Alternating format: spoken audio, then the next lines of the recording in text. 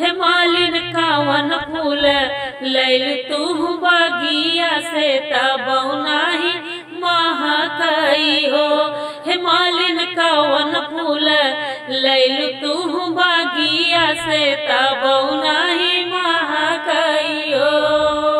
तो मालिन क्या कहती हैं, एक तो हम लाइनी रानी बेली दूसरे चमेली रानी हो। हे रानी गर्भ में हे रानी तोहर गर्भ श्री रामत फुलवा नाही महकई हो।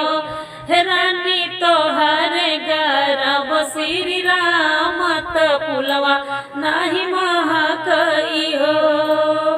तो जब इतनी वचन सुना थी तो सीधे रानी क्या कहती हैं, इतनी वचन सुनी रानी कमल निस बोलाई हो।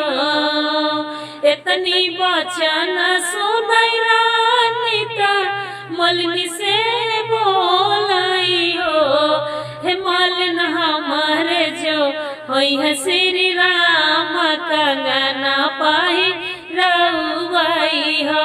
हे मालिन हमारे जे होई है श्री राम कंगना पाही रउआई हो।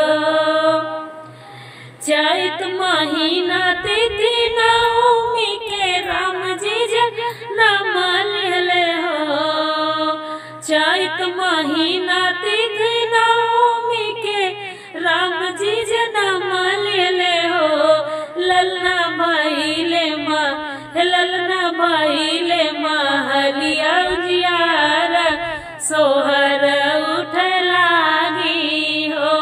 ललना भइले महलिया उजियार सोहर उठ गरवा हो।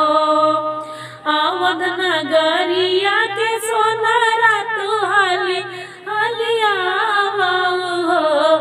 सोनरा गढ़ी देता सोन के कंगनावा मालिन के पैरावा हो। सोनरा हाली हाली गढ़ी दा कंगनावा मालिन के पैरावा